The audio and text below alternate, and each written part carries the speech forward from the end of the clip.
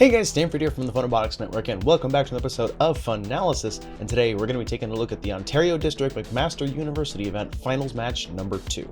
In this match, we'll be taking a look at whether or not a high-powered drum shooter and a turreted shoot-on-the-move capable robot is worth more than the sum of its parts, or if all you need is just 2 good robots on the field, in an effort to see what maybe championship or district championship level play might look like for Rebuilt. We're also going to be taking a look at the strategies that the Blue Alliance in this match tries to employ to upset the powerhouses on the other side of the field. So stay tuned for a look at all that and more on our episode of FUNalysis. Before we get to our next segment, we'd like to thank the following.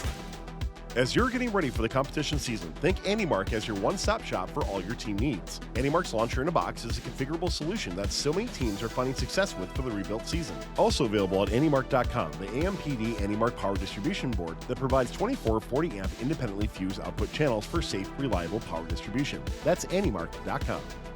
Kettering University's cutting-edge programs in their experiential co-op model seamlessly blend the professional and academic worlds, offering hands-on, future-focused learning that empowers students to pursue new ideas and inspires other institutions to follow their lead. Don't just be ahead of the curve, create the curve. Get more information at kettering.edu/first. All right, folks, so we are starting getting into this match. 2 seconds into autonomous, but that's just kind of how it is. And let's just go ahead and meet the teams first and kind of get some context before we start really diving into the strategy for this match. Over here on the Red Alliance, we have the most successful combination in the history of FIRST robotics competition. I am referring to, of course, Team 2056 OP Robotics and their first pick, 1114 Symbotics. They would go on to pick up Team 9062 Critical Circuits as their second pick. Meanwhile, on the Blue Alliance side, we've actually got Alliance 3, who upset Alliance 2 on their way to finals of this event, captained by Team 2200 BCR Blackout. They are joined by their first pick, 7902 Markham Firebirds, and finally, this alliance is rounded out by Team 11362 Row Bumpers. So those are the teams that we've got playing in this match. Now, in case you're not aware, and just, this might be your first time taking a look at these teams, 1114 is a drum shooter, a la 1678 254. Meanwhile, 2056 is more of a shoot on the move capable 1690 style robot, and you're seeing that right now during this autonomous period. 2056 actually shooting on the move during autonomous, just going back a little bit here, you see as they make their way back towards the center of the field, they are shooting on the move, and then they're going to try to go for a second sweep here during this autonomous. Now, autonomous very much goes the way of the Red Alliance, despite some really, really solid shooting from the Blue Alliance on this side of the field. This would have been a top-tier autonomous had basically any other robots been on the other side of the field, but that's just kind of how it is here.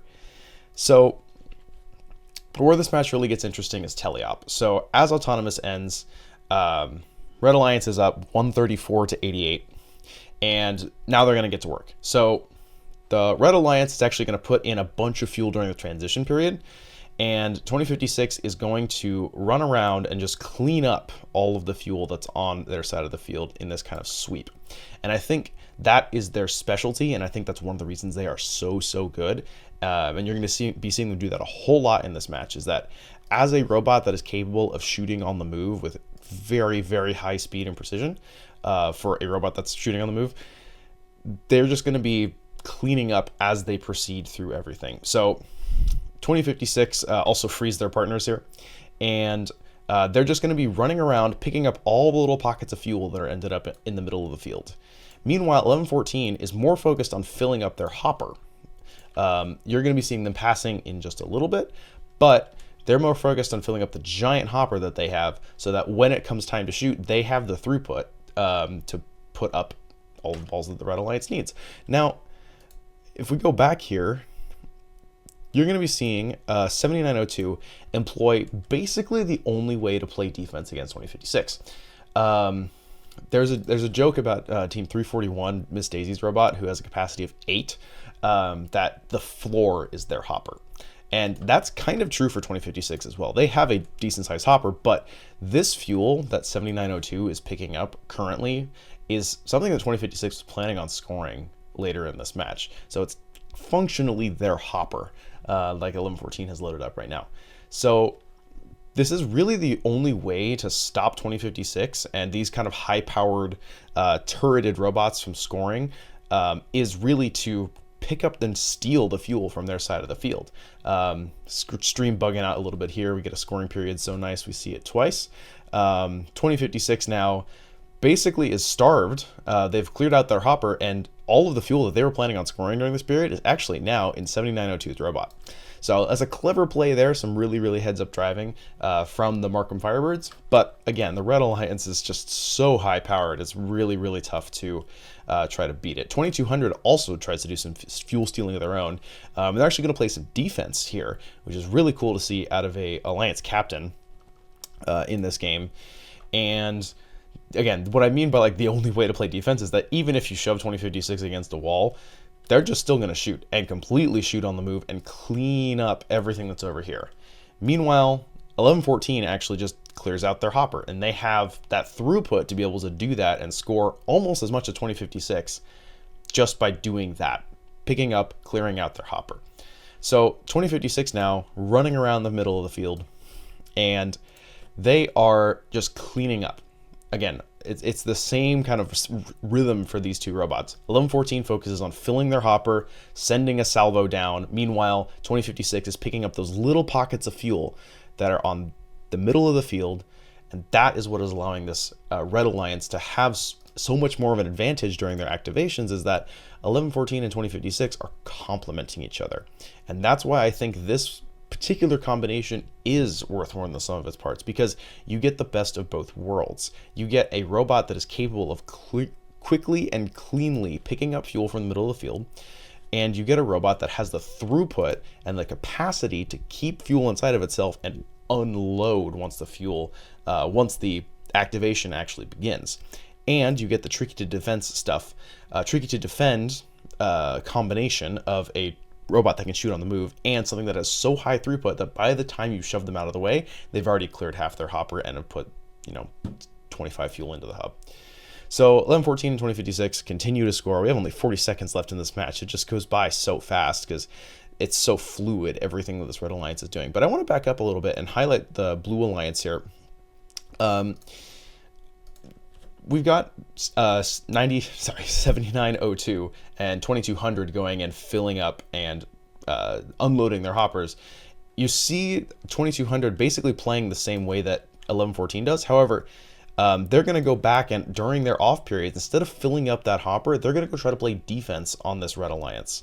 And that's really this Blue Alliance's strategy, is they're trying to slow down Red as much as possible at the expense of a slightly less efficient activation. So really this Red Alliance though is kind of running away with this, unfortunately. And you see 2056 again shooting on the move through the defense from 7902, who are doing a pretty good job of keeping them up against that wall, but they can still shoot from there. So it's not as effective as they probably wanted. And again, 1114 clearing out their hopper. Meanwhile, 2056 goes and picks up the pockets of fuel that are left over. That's again why this combination is such an interesting strategy to see, because you have the robots complementing each other in a perfect way. If you had two turreted robots that are like 2056, you might not have the throughput during your activation to be able to score as much as you might want.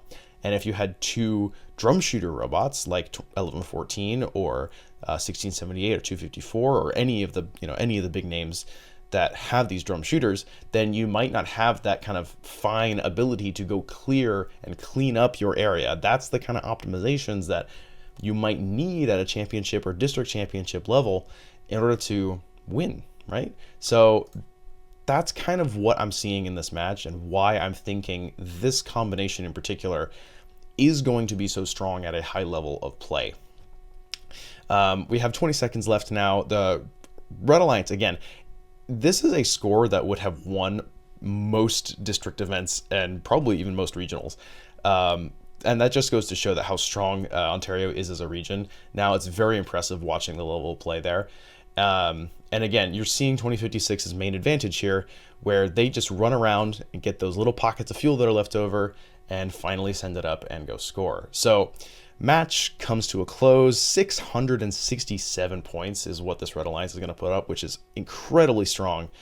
And again, this was a match that I think could be a preview of what high-level play for Rebuilt could look like. So what do you guys think? Let us know in the comments. Remember to like, comment, subscribe to the Fun Robotics Network YouTube channel. I have been Stanford with Fun. Thank you so much for watching this episode of FUNalysis.